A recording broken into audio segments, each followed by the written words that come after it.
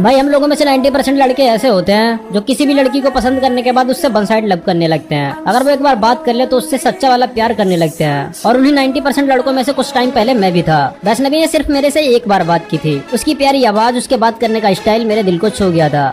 मैं उससे one side love करने लगा था। मैं वैष्णवी को देखने के लिए घंटों छत पे बैठा रहा करता था, पर उस टाइम मुझ में इतनी भी हिम्मत नहीं थी कि मैं उससे अपनी तरफ से बात कर सकूं। पर मेरे दिल में हमेशा एक ही बात चलती रहती थी कि मैं अपने दिल की बात उसको बोल के रहूंगा। और इसीलिए मैं एक ऐसा मौका ढूंढ रहा था जब मैं उसे अच्छे से प्रपोज कर सकूं, उसे अपने दिल की बात बता सकूं। जहाँ मैं रहता था वहाँ से लगभग 2 किलोमीटर दूर एक मंदिर था और वहाँ हर साल मेला लगता था और ये मेले का सीजन ही चल रहा था। उस दिन मेले का पहला दिन था। मैं छत पे बैठा हुआ था, तभी वैष्णवी छत पे आती है। वो मेरे से बोलती है, आप मेले में नहीं जाओगे? यहाँ पे बहुत अच्छा मेला लगता है, वहाँ पे बहुत सारे लोग आते हैं। तो मैंने उसे बोला, तुम जाओगी क्या? उसने कहा, हाँ मैं तो जाऊंगी। मैंने कहा ठीक है, मुझे भी ले चलना, मैं तो कभी गया नहीं हूँ, तुम शायद पहले जा चुकी हो। तो उसने बोला, हाँ मैं यहाँ पे 2 साल से रहती हूँ, मैं पिछली बार भी गई थी और इस बार भी जा रही हूँ। तुम एक काम करो, जल्दी से तैयार हो जाओ, हमारे बहुत सारे दोस्त जाएंगे, तुम भी साथ में चलना। तो मैंने उसे बोला, मैं तो तैयार ही बैठा हूँ। तो उसने बोला, इन कपड़ों में जाओगे? मैंने कहा हाँ इन्हीं में जाऊंगा। तो उसने मेरे से बोला, तुम्हारे पास शादी पार्टी वाले कोई कपड़े नहीं है? तो मैंने बोला, नहीं मेरे पास तो इसी तरह के सारे कपड़े हैं। तो उसने मेरे से बोला, चलो ठीक है कोई ना, मैं जल्दी से तैयार हो जाती हूँ, फिर तुमको बुलाती हूँ, तब तक मेरे दोस्त भी आ जाएंगे, सब लोग साथ में चलेंगे। इतना बोलकर वो नीचे चली गई। पर मैंने उस दिन सोच लिया था